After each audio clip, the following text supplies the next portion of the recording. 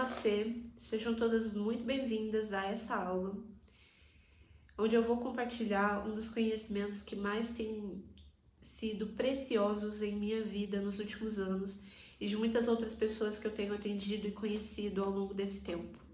Toda essa experiência tem me levado a crer cada vez mais em uma ideia extremamente ousada, que muitas pessoas às vezes até acreditam ser impossível.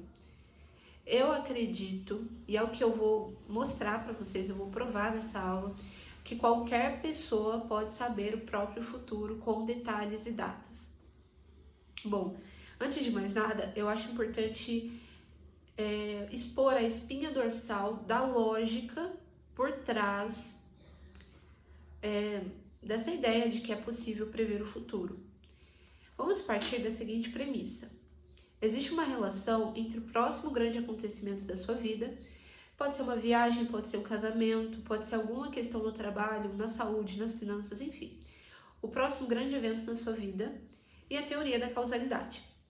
A teoria da causalidade estuda como todas as coisas dentro do universo se relacionam e se influenciam mutuamente e quais são as consequências disso.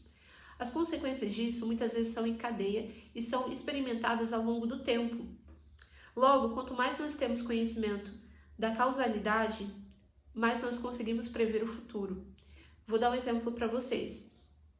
A ciência que estuda a previsão do tempo, através da premissa da causalidade, ou seja, de que se nós estamos atualmente vivendo uma determinada temperatura em uma região, existem uma série de causas anteriores que antecederam essa consequência final, que justifiquem essa situação. Ela vai estudar como as marés, a estação do ano, a geolocalização impactaram ao longo do tempo, nas próximas semanas, a predição do tempo que é entregue nos jornais, nos portais de notícia, em todo lugar. Então, a causalidade é a busca da causa, de entender quais são as coisas envolvidas em uma determinada situação que nós vemos acontecendo no universo. Então, quanto mais nós conseguimos ver e estudar a causalidade por trás de todos os fenômenos que acontecem, mais nós conseguimos prever o futuro. A grande premissa da astrologia védica é: e se nós conseguíssemos ver de maneira completa a causalidade por trás de todas as situações em nossas vidas?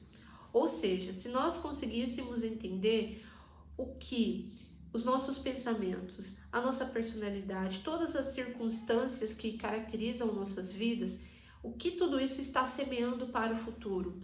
Qual é o desenho que tudo isso está se encaminhando para ser? Qual é a situação que todas essas situações estão desencadeando em nossas vidas? Porque se desencadear, essas consequências são experimentadas ao longo do tempo.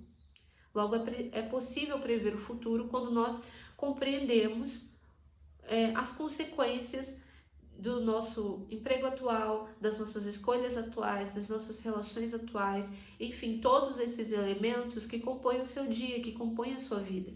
E a astrologia védica nada mais é do que essa resposta, do que essa visão completa da causalidade, de causa e consequência em tudo na sua vida. Muitas vezes nós temos uma visão de causalidade que eu diria que é muito limitada e muito incerta. Então vamos supor, eu entrei aqui em um emprego e eu acredito que assim de início vai ser uma coisa boa, mas todo mundo sabe que emprego, relacionamento você só vai ver com o tempo, porque você tem uma ideia limitada da causalidade, mas essas situações, elas são uma semente em si, independente do que nós acreditemos que vai ser no fim das contas. Uma semente vai causar um efeito em nossas vidas. E esse estudo dos efeitos que as coisas têm em si, na nossa experiência de vida, essa resposta é dada pela astrologia védica. A astrologia védica, ela propõe o estudo do mapa astral védico, que retrata o céu no momento em que cada um de nós nascemos. Os planetas e combinações do céu no momento que nós nascemos, do nosso mapa astral védico, representam basicamente o desenrolar de todas as situações em nossas vidas. as consequências de todas as situações, oportunidades, relacionamentos e coisas que se apresentam. Ela oferece predições precisas para todas as áreas de nossas vidas, possibilitando melhores escolhas no fim das contas. Muitas pessoas, eu vi ao longo dos anos, utilizam a astrologia védica como se fosse uma curiosidade. Eu quero saber como vai ser o meu futuro.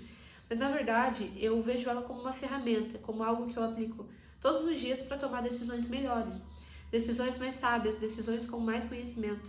No fim das contas, a astrologia védica é sobre uma experiência melhor de vida também, por consequência. Sobre as origens da astrologia védica. Ela surgiu há centenas de anos atrás, há muito tempo, na parte oriental do mundo, e foi praticada por um povo em conjunto com a filosofia e estilos de vida do Sanatana Dharma, ou mais conhecido aqui no Ocidente como hinduísmo. Por causa dessa forte característica cultural e pelo fato de que o fácil acesso a conhecimentos, como por exemplo através dessa live, né, se é algo que tem apenas algumas décadas, por muito tempo a astrologia védica ela ficou pouco conhecida aqui no Ocidente, mas isso tem mudado através de esforços de astrólogos do passado e do presente, e essa aula é mais uma contribuição que eu faço de todo o coração para democratizar o acesso a essa informação. Bom, pessoal, essa é a origem da astrologia védica. A próxima parte é demonstrar na prática para vocês a eficácia desse conhecimento da astrologia védica, através de uma predição social que eu fiz, né? Não é como um atendimento que é só entre eu e a pessoa. Essas predições eu fiz no meu perfil do Instagram e como são públicas, qualquer pessoa pode ver que eu fiz com antecedência e a concretização posterior que essas predições tiveram, então confere aí. O Brasil vão estar sendo palco em 2024 de muitos acontecimentos marcantes que vão ocupar manchetes até internacionais. Então, muitas coisas marcantes vão acontecer conosco. O Brasil ele vai ser palco de muita coisa em 2024. Então, aguardem por isso. A nível de território, então, a resposta é essa. A América do Sul vai estar sendo muito afetada em 2024, no que se refere a movimentações políticas, desastres naturais, eventos que chocam a opinião pública, que vocês esperem notícias, tá? Então, a notícia desafiadora é que nosso território ele vai estar sendo muito sensível. A América do Sul em geral, ali do México, da América Central para baixo, tá? Haverá muitos desastres envolvendo o elemento água, como chuvas fortes, tornados, furacões, ciclones, enchentes, deslizamentos de terra, quando o rio transborda. Então, tudo que envolve o elemento água vai estar acontecendo. Nosso na área de tecnologia, de inteligência artificial, de automação, tecnologia de veículos, de celulares, tudo que é extremamente pioneiro e que tenha envolvimento com máquinas, com o desenvolvimento de novas tecnologias e maiores performances para máquinas, celulares, computadores, tudo mais. Vocês podem ver muitas notícias referentes a esses assuntos aí em 2024. E na exploração espacial também. Então, nós podemos ver descobertas, novas tecnologias e tudo mais.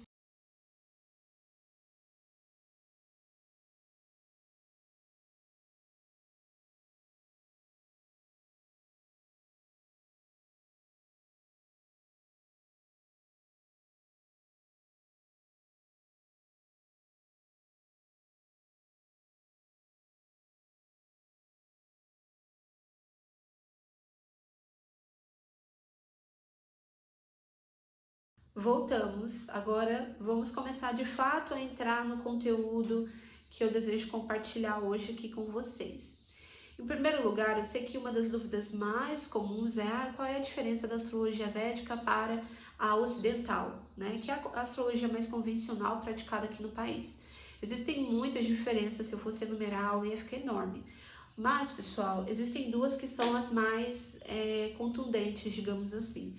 A primeira, a astrologia védica, diferente da ocidental, ela tem essa questão da personalidade, mas é mais focada no autoconhecimento profundo E ela tem a questão preditiva também, né, com foco em decisões melhores. Então, a astrologia ocidental é muito sobre personalidade, humor, definição de personalidade, uma coisa mais superficial, digamos assim, na maioria das vezes. Eu diria que a segunda diferença da astrologia védica para a convencional é justamente a questão dos cálculos. A astrologia védica utiliza cálculos mais corretos, mais astronômicos, né? Em maior conformidade com o céu do momento em que cada uma de nós viemos a este mundo, tá bom? Agora eu vou explicar para vocês a proposta dessa aula. Hoje, meu objetivo é te ensinar o que revelam as suas 3 principais estrelas do destino. Em sânscrito, elas se chamam nakshatras. E elas podem ser encontradas no céu noturno. Vou explicar em maiores detalhes. A astrologia védica também utiliza os 12 signos. O que são os 12 signos? Constelações, agrupamentos de estrelas que formam desenhos no céu, como por exemplo, Áries é o desenho do carneiro, e existem várias estrelas que compõem essa bela visão noturna. E essas estrelas são os nakshatras, as estrelas do destino. Então, dessa forma, nós vemos de uma maneira um pouco diferente, porque o signo, ele fala de características em comum, características mais genéricas, mas as estrelas do destino que desenham essa constelação vão mostrar naturezas diferentes, características mais específicas, um aprofundamento muito maior. Dessa forma, nem todo mundo do mesmo signo vai ter todas as características iguais. Por isso que cada pessoa é muito única. Porque além do signo, nós temos as nossas estrelas pessoais, a nossa estrela do destino.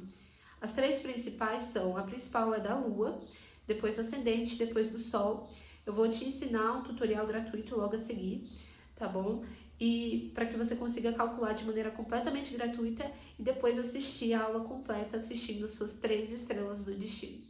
Que elas vão revelar detalhes sobre a sua personalidade, sobre a sua jornada de vida, sobre experiências marcantes. Vai ser um autoconhecimento muito profundo. Então vamos ao tutorial de como calcular o seu mapa astral védico. Para resultados mais precisos, você deve consultar unicamente a sua certidão de nascimento. Nada da época que a sua mãe, seu pai, seu tio lembrou que você nasceu, certo?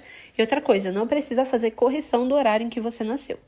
Depois você vai pegar um bloco de notas no seu celular e você vai anotar o dia, o mês, o ano, a cidade, o estado, o país, horário com minutos em que você nasceu. Um adendo muito importante, é uma das partes que as pessoas mais erram na hora de calcular o mapa astral védico, é na hora de verificar se nasceu ou não em horário de verão. Gi, como que eu vou descobrir isso? Você vai pegar o seu ano de nascimento e você vai jogar ele no Google e escrever horário de verão. O primeiro resultado provavelmente vai ser da Wikipedia falando se naquele ano teve horário de verão, qual dia, qual mês que começou e quando terminou. Se você verificar logo de cara que você nasceu durante esse período, você não vai considerar logo de cara que você nasceu em horário de verão. Você vai abrir a Wikipedia, vai rolar a tabela até o ano que você nasceu e você vai verificar se o seu estado não foi exceção, ou seja, enquanto todo o país estava aderindo ao horário de verão, se o seu estado não aderiu, tá? Então, isso é muito comum em estados do Nordeste e no Norte, tenha muita atenção. Depois de anotar os dados com muita precisão, você vai no Google e vai digitar ABAV, Astrologia Védica Mapa, vai clicar na opção de calcular o seu mapa astral védico gratuitamente, criar uma conta ou acessar alguma que você já tenha. Assim que você calcular o seu mapa com todos os dados que você já anotou, vai aparecer aí o mapa no fundo e a aba de detalhes. Na aba de detalhes, você vai verificar qual que é o nakshatra ou a estrela de nascimento do seu ascendente, Sol e Lua. São logo as 3 primeiras opções. E depois é só voltar aqui e aproveitar a aula.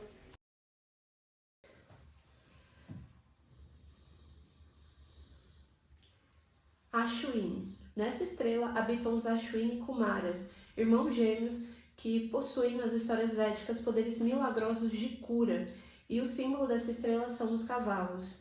Tudo isso indica uma natureza livre, uma natureza independente que valoriza a própria autonomia e que sempre está em busca de novos estímulos e aventuras. A Shakti, ou potencial desse nakshatra, é o de alcançar as coisas rapidamente.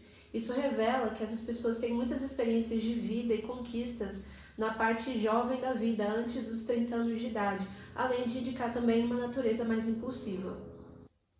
Bharani, a segunda estrela do signo de Áries, é governada pelo semideus Yama ou Dharmaradya. Ele é o responsável por guiar as almas após a finalização da vida para um destino justo conforme suas ações. Ou seja, ele é o guardião da justiça e indica que esses nativos sempre estão em busca de um propósito, de um porquê. Eles precisam de um senso moral que guie suas vidas. Eles precisam se dedicar a algo, são muito justiceiros, no fim das contas. Além disso, eles podem ter um contato com o mundo sobrenatural, ter conhecimentos ocultos, uma certa sensibilidade. Kritika Nakshatra. Aqui habita o semideus da guerra e do fogo.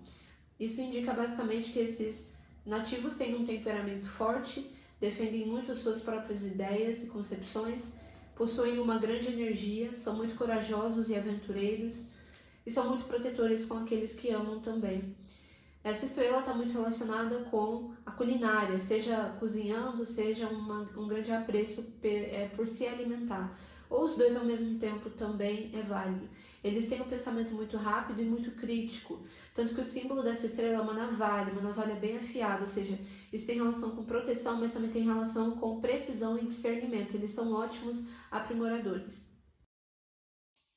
Rohini Nakshatra.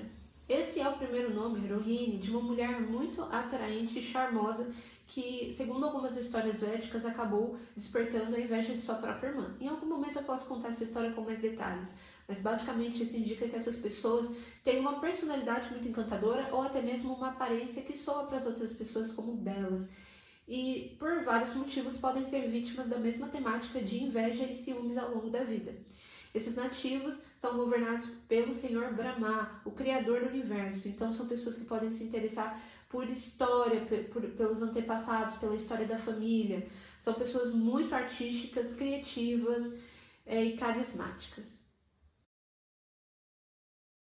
Mrigashira Nakshatra. Nessa parte do céu habita Chandra, a divindade védica que representa a própria lua. Basicamente, tudo isso significa que essas pessoas têm uma personalidade inconstante, gostam de mudança e de novos estímulos.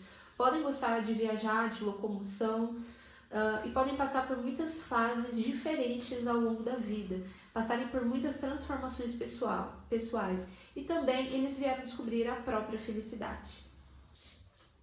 Ardha Nakshatra, agora completamente imersa na constelação de Gêmeos, é regida por Rudra, o deus das tempestades, uma das formas ferozes do Senhor Shiva, e o símbolo é uma lágrima. Por um lado, isso indica uma personalidade forte e uma pessoa que pode passar por algumas situações difíceis ao longo da vida.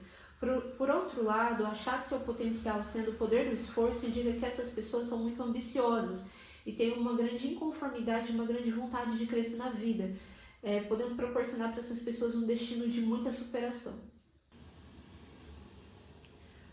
Agora vamos falar de Purnavasu. A divindade que habita essa parte do céu é Aditi, conhecida como Mãe dos Deuses de todo o universo. Isso confere a esses nativos uma personalidade mais feminina, mais materna, que se preocupa em cuidar das outras pessoas. São pessoas muito dóceis e de um coração realmente muito bom e muito generoso, que gosta de compartilhar com as outras pessoas. Em geral, por causa desses bons atos, eles podem ser abençoados com sorte e abundância na vida. Sobre o Nakshatra de Pusha, a divindade presente aqui é o próprio Brihaspati, ou guru dos semideuses. Basicamente, isso torna essas pessoas muito sóbrias, sérias, que valorizam o jeito certo de fazer as coisas, são muito regradas e disciplinadas também, podem ter boas oportunidades de estudo ao longo da vida e o dom de ensinar e instruir as demais pessoas. Aslesha Nakshatra é regido pelas nagas, ou as serpentes divinas que vivem no subsolo, guardando muitos segredos, tesouros e mistérios. Basicamente, isso torna esses nativos detentores de segredos. São pessoas mais reservadas, são pessoas mais caseiras, que são mais e sabem mais do que aquilo que aparentam ser no fim das contas. E basicamente são exímios pesquisadores e são pessoas muito inteligentes. Sobre Magha Nakshatra, basicamente os regentes dessa parte do céu são os Pitris ou espíritos ancestrais, tornando esses nativos fortemente apegados e protetores com a família e com os seus, também muito interessados em história, O símbolo desse nakshatra é o trono real, trazendo uma aura de poder e respeitabilidade para esses nativos, bem como a oportunidade de exercer poder e influência em algum momento da vida. Agora vamos falar sobre o nakshatra de Purva Palguni. Basicamente, Bhaga, o deus da prosperidade, habita essa parte do céu, conferindo a esses nativos uma natureza muito apreciativa, são verdadeiros amantes dos prazeres, tanto que o símbolo dessa estrela é uma cama. Então, são pessoas que priorizam muito a ascensão material e o conforto na vida. Além disso, como achar que o potencial é o da procriação, são pessoas muito sensuais e muito criativas, inclusive no sentido artístico e estético. O Tara Palguni é regida por Aryaman, um deus responsável pela prosperidade através dos casamentos.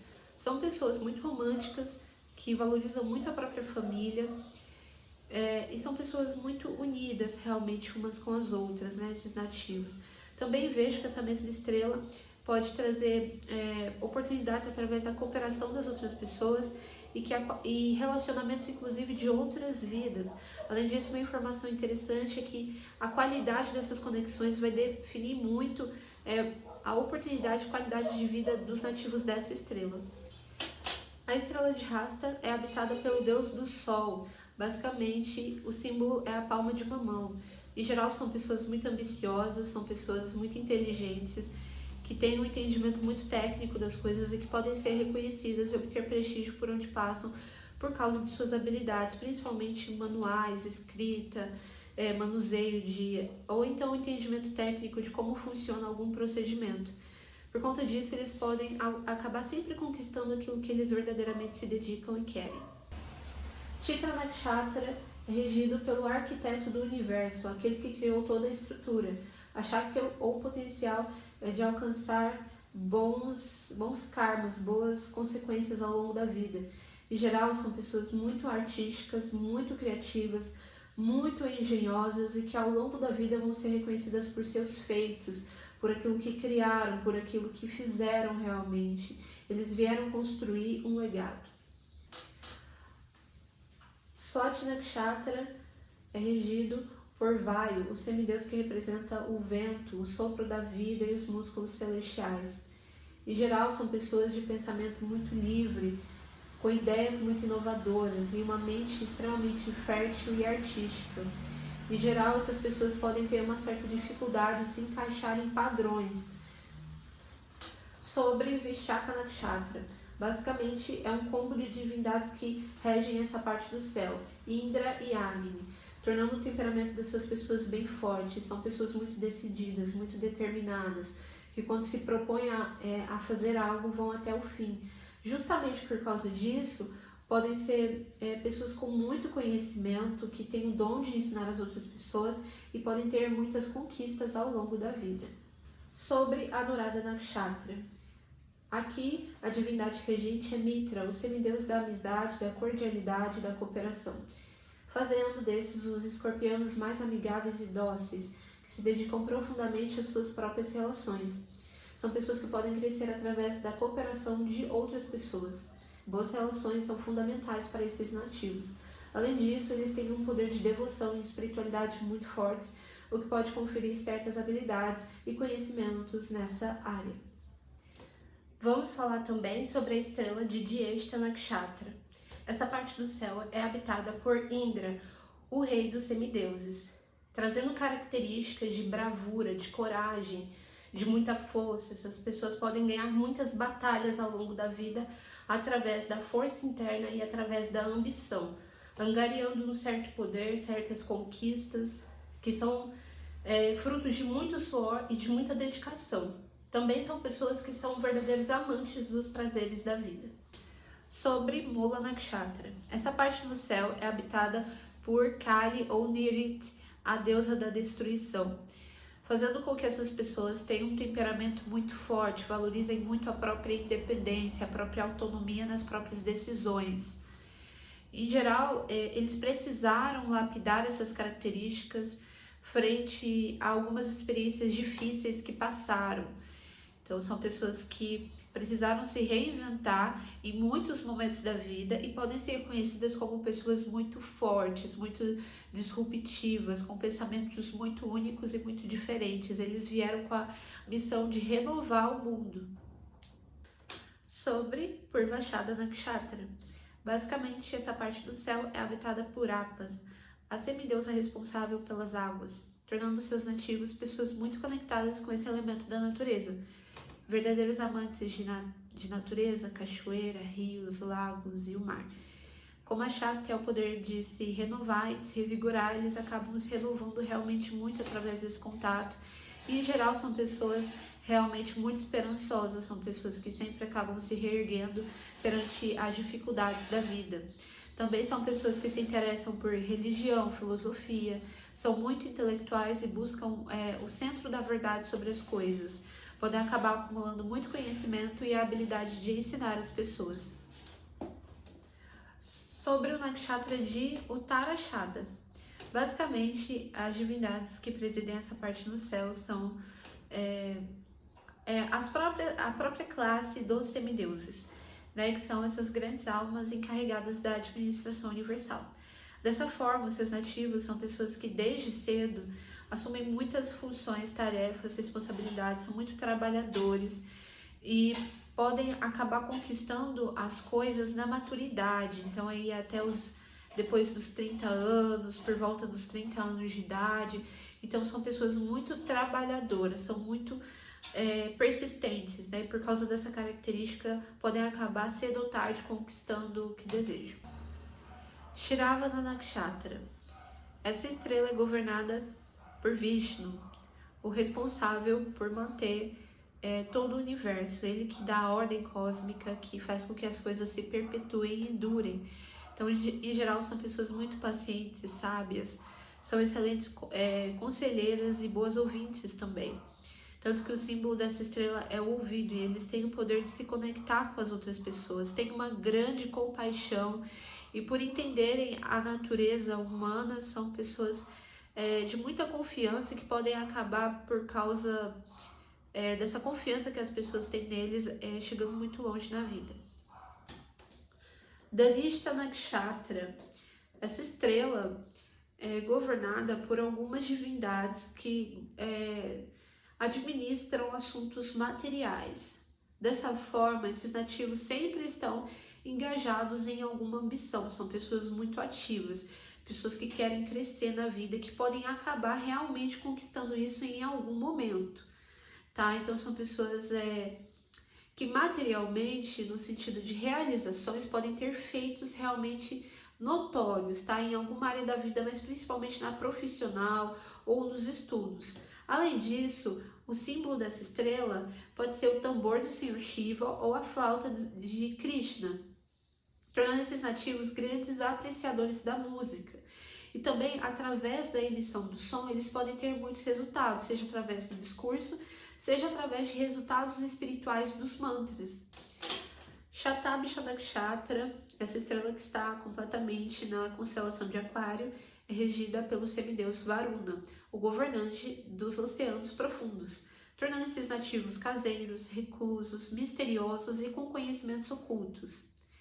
Essa divindade Varuna é conhecida como o Sol da Meia-Noite, tornando esses nativos, em alguns momentos da vida, com hábitos noturnos.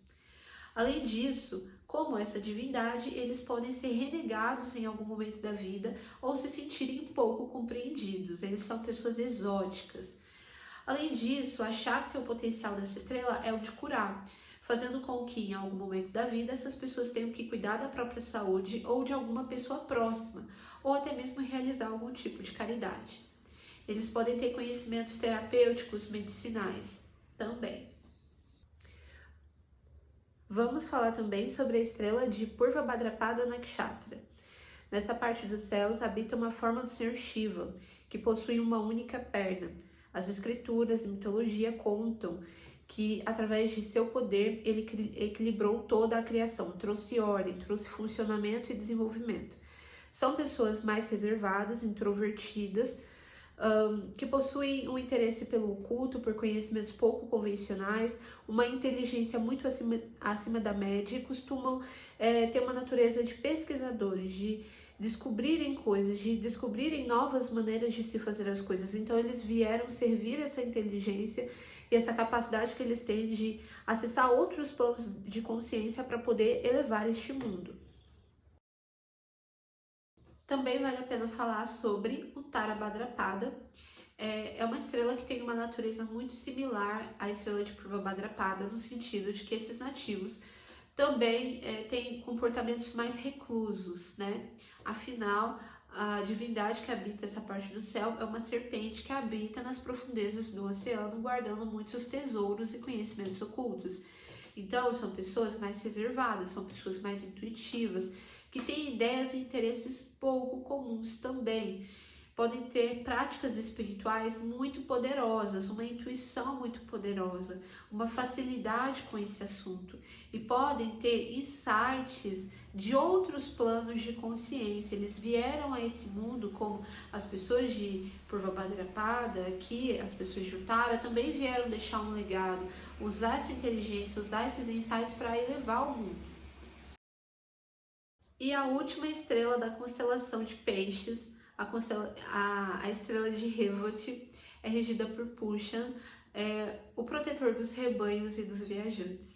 Esses nativos amam os animais, amam a natureza, são engajados em causas que os protegem.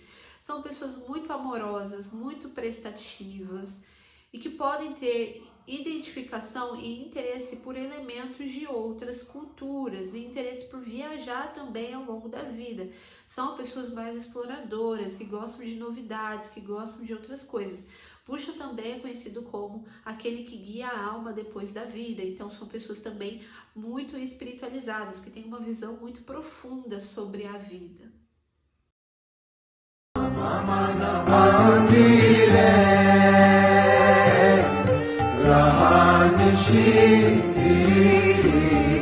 Krishna Murari, Shri Krishna Murari, Mama Mana Mandire, Rahanishi, Krishna Murari, Shri Krishna Murari, Mama Mana.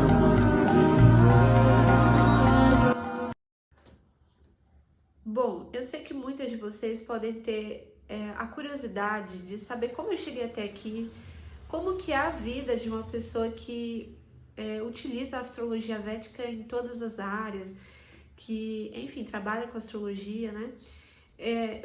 O ponto decisivo para contar um pouquinho dessa história para vocês é para quebrar um pouco a expectativa de que a jornada no caminho do autoconhecimento, da espiritualidade, de todo esse universo da astrologia védica que vocês têm interesse, sempre vai ser fluido, fácil, abençoado, sempre haverão privilégios. Claro que eles existiram no meu caminho, eu sou uma pessoa muito abençoada por todos aqueles que eu conheci, pelo meu professor, só que as minhas origens foram muito distantes, né? Eu comecei a ter interesse muito jovem por esse universo, mas tudo partiu de uma realidade completamente distante, tudo se construiu exatamente de lá. Porque foi assim, eu nasci em uma família muito tradicional e evangélica. Apesar disso, pouco tempo antes de conhecer a astrologia védica, eu estava afastada de qualquer ideia de religião, porque eu não conseguia entender o porquê Deus me permitiria sofrer tanto quanto eu estava naquela época. Estava magra, muito magra, não tinha fome, não tinha apetite, porque eu estava muito infeliz. Eu era infeliz com absolutamente tudo. Eram problemas familiares, eram problemas financeiros, eram problemas de autoestima. Eu só terminava os meus dias querendo dormir. Eu sofria todos os dias, eu sentia agonia. Eu me perguntava por que continuar naquela vida. Aquela vida não fazia sentido. Eu sentia um vazio, um incômodo constante que me perseguia. E eu sentia que eu só me aliviava daquilo quando eu ia dormir. Foi aí que, um momento de desespero, eu orei assim a Deus. se você se importa comigo, se você olha para mim, se você me vê, se você vê o meu sofrimento, me mostra um caminho para sair disso, porque se eu conseguir sair disso, eu quero ajudar outras pessoas. Foi aí que Deus realmente colocou no meu coração o interesse por pesquisar por outras religiões, porque nunca fez muito sentido a ideia evangélica da minha família. Conheci várias religiões até que eu cheguei ao hinduísmo, e do hinduísmo eu conheci a astrologia védica, e tudo isso foi uma paixão à primeira vista, porque eu encontrei as respostas para as minhas perguntas, eu encontrei o fascínio pela vida, eu voltei a sonhar, sabe?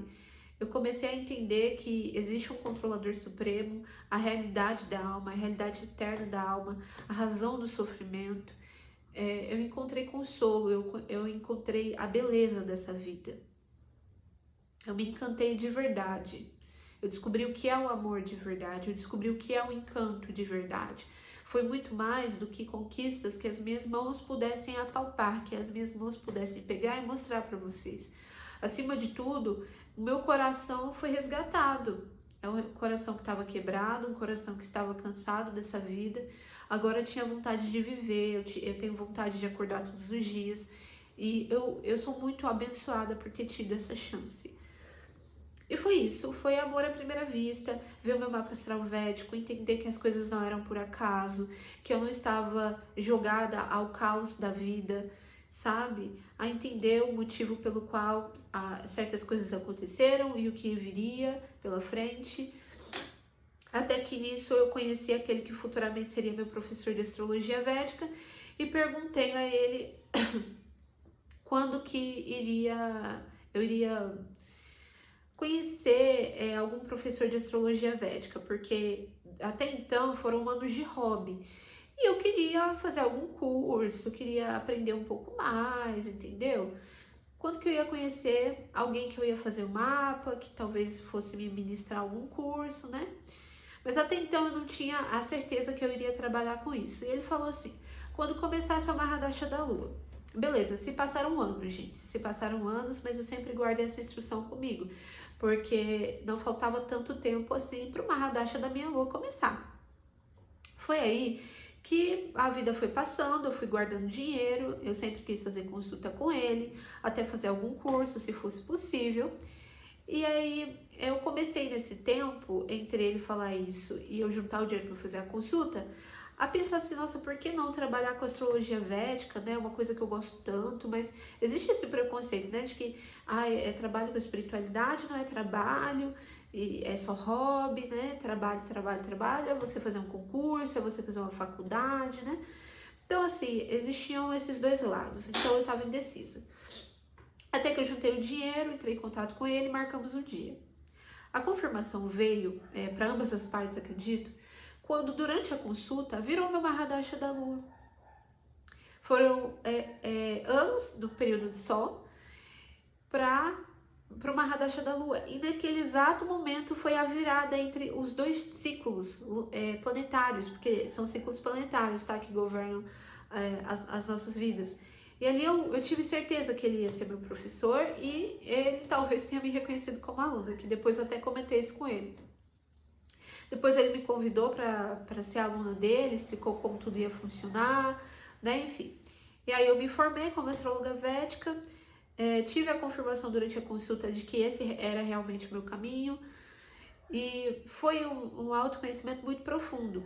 O autoconhecimento é bom porque eu comecei a sonhar de verdade, meu coração despertou de novo.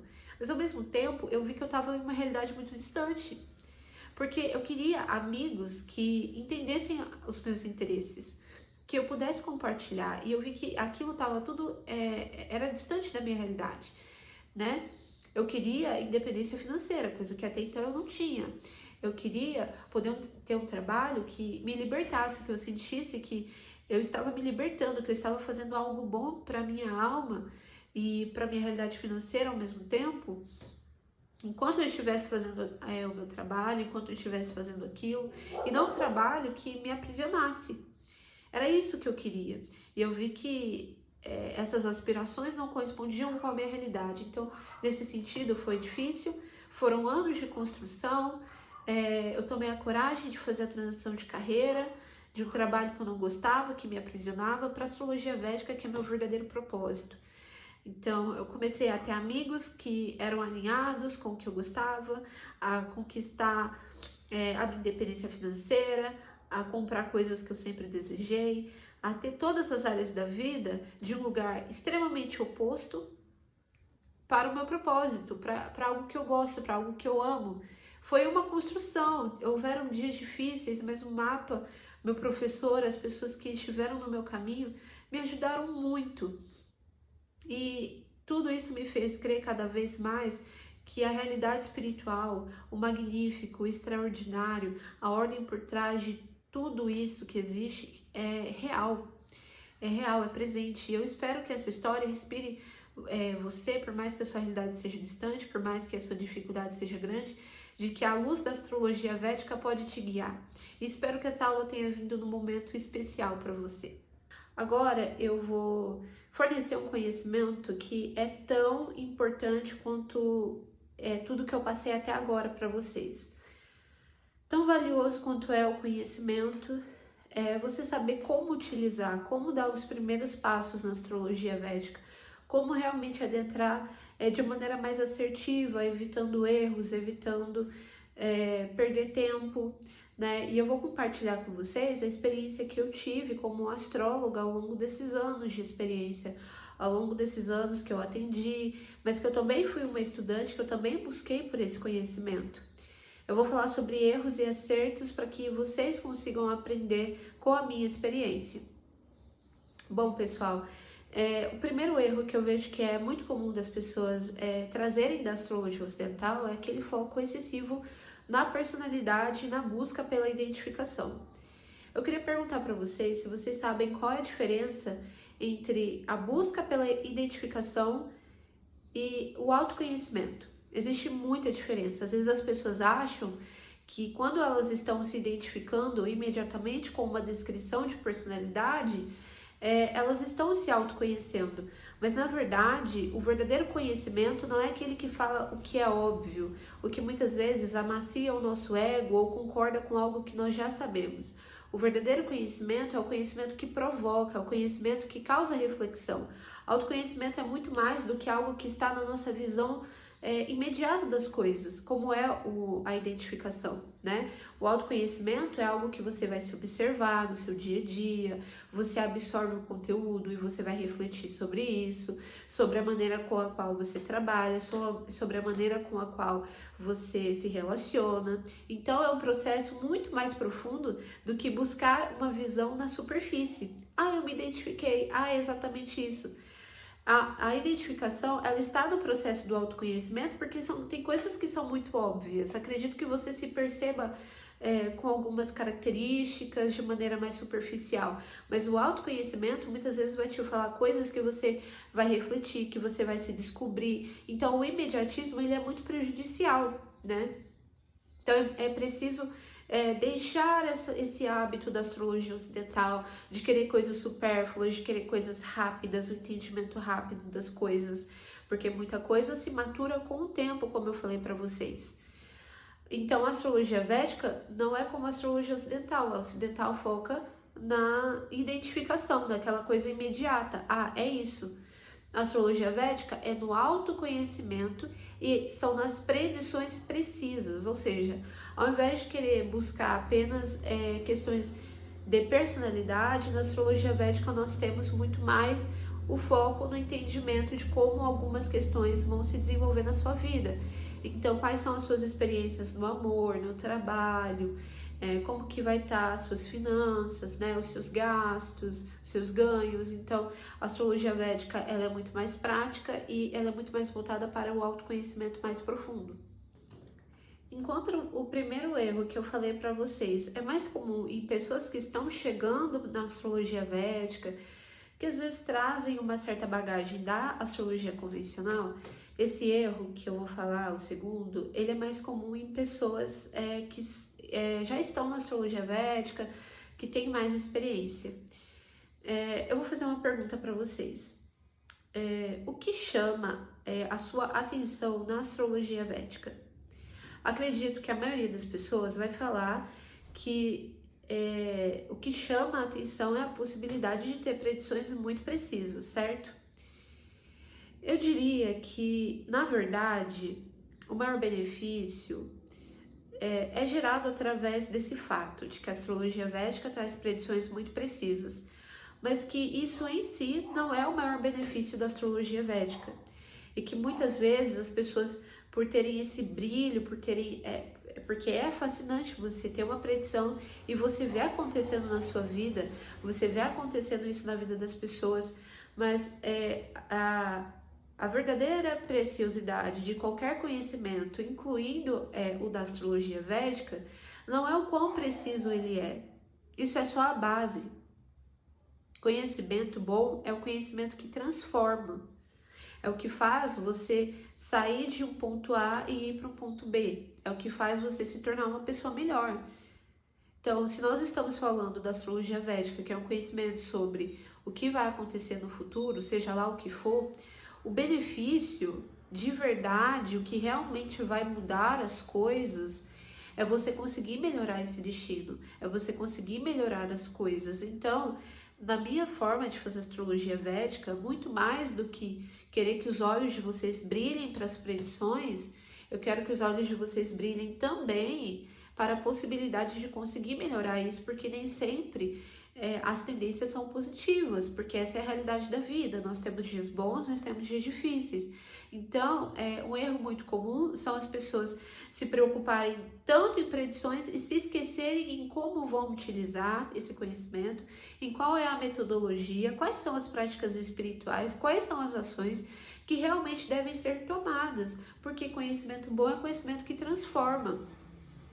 Do que serviria a previsão do tempo mais precisa se você não tivesse o seu guarda-chuva? Do que serviria a predição do tempo mais precisa se você não pudesse fazer nada para se proteger do clima, se você não tivesse um ventilador, se você não tivesse um ar-condicionado? Então, eu sou a astróloga que vai falar do ar-condicionado, do ventilador, mas que eu também vou falar da predição precisa para vocês. Mas é importante eu falar dos dois. Não adianta só focar no fatalismo, porque senão é um conhecimento legal, gostoso de aplicar, mas ele não transforma. Bom, muitas pessoas podem ter um pouco de curiosidade por saber como que funciona as etapas da leitura do mapa astral védico, qual é o método mais preciso, o que funciona. Eu vou compartilhar com vocês a minha conclusão, meu método que eu desenvolvi ao longo desses anos atendendo, o que eu aprendi do meu professor, cursos, etc. Tudo isso que vocês já imaginam. Bom, em primeiro lugar, o objetivo de estudo principal, obviamente, é o mapa astral védico. Vou deixar em algum lugar uma imagem para vocês conseguirem ver. Então, é o mapa astral védico. E qual é a função desse mapa astral védico? É ter uma visão sobre o futuro, é saber como vai ser o seu futuro, tá? Então, assim, a maneira mais fácil de definir qual é o objetivo do mapa astral védico de maneira mais objetiva, tá? Claro que isso tem vários desenvolvimentos, várias nuances, mas vamos com calma. Ver o futuro. Se você quer ver o futuro, o mapa astral védico é um bom estudo para você. Então, assim, como isso é possível? Claro que existe toda a metodologia astrológica, mas aqui eu vou apresentar para vocês algo que pessoalmente eu utilizo muito, que são 3 principais pilares, tá? O primeiro deles é o pilar das datas. Então não adianta, tá? Você olhar para o mapa astral védico sem saber quando aquilo vai se manifestar. Não adianta você, assim, pegar qualquer informação na internet. Vou dar um exemplo. A Vênus na casa 7 vai dar um marido romântico, um marido bonito. Quando isso vai acontecer? Às vezes isso vai acontecer muito lá na frente, não é nem pertinente de você saber agora. Às vezes já aconteceu e não faz sentido, sabe? Então, datas é algo muito importante para você saber o que é para agora, o que é para amanhã e o que já foi no passado, tá? Datas. O segundo pilar são as descrições, então nada de predições vagas, tem que ser preciso. Então, assim, vai ser um marido bonito? Quais serão as características físicas dele? Ele vai trabalhar com o quê? Como que ele vai te tratar? Quais serão as qualidades? Quais serão os defeitos? Como vai ser a família desse marido?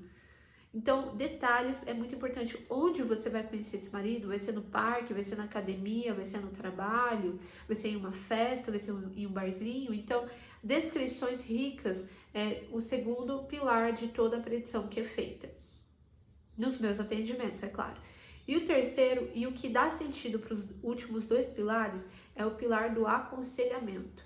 Então não adianta você ter um conhecimento maravilhoso que não transforma. Então é muito importante você ter o direcionamento de alguém que já trabalha com isso há muitos anos, de como utilizar, como praticar as informações que você recebeu. Então eu sei que eu vou conhecer um marido bonito, tá?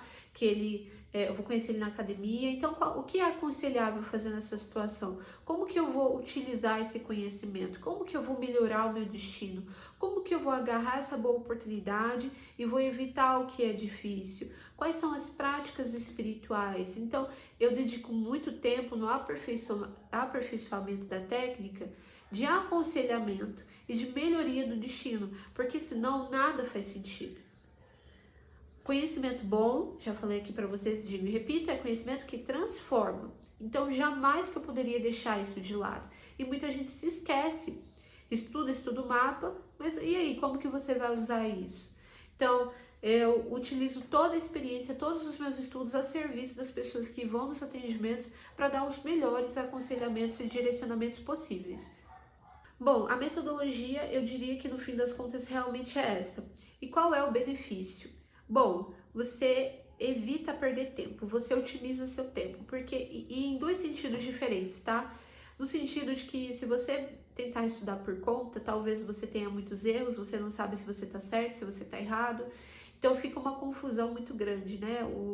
A consulta, e em poucas horas você já vai saber de alguém que estuda isso, que se formou nisso, que tem muita experiência na área e que vai te dar ali, em poucas horas, assim, predições para o ano todo, tá? Para todas as áreas da vida, coisa que você vai usar assim por muito tempo, de maneira muito mais prática. Então, você otimiza o seu tempo no sentido de estudar. Você não vai ter que estudar, ser uma expert em astrologia védica para ter acesso aos seus benefícios.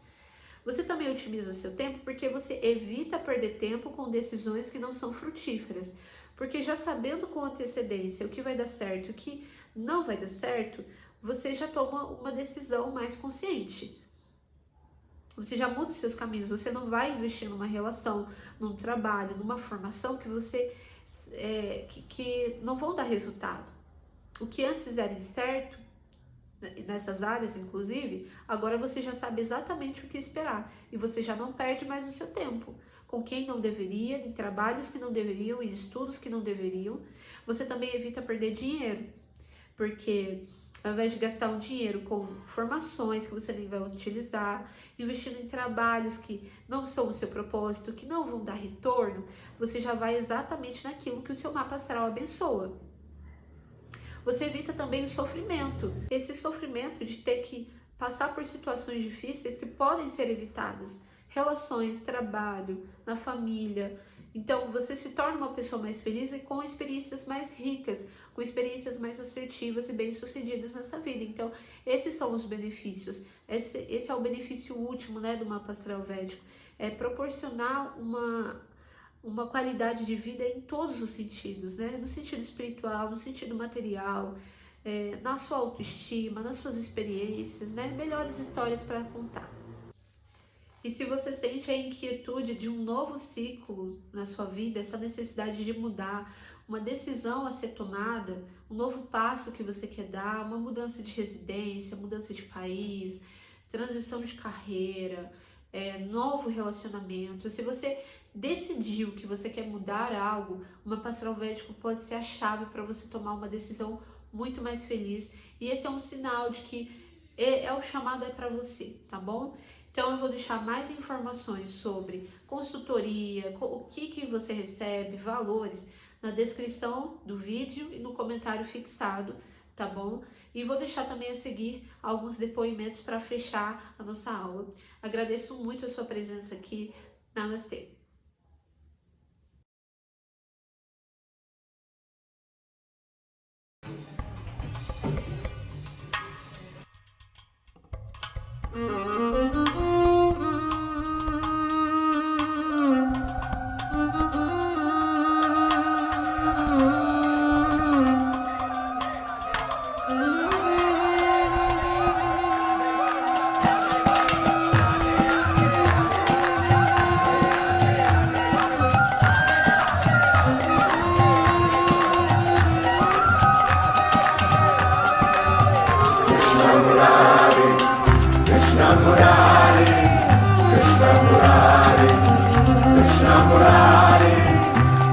Murari, Krishna Murari, Krishna Murari, Krishna Murari, Krishna Murari,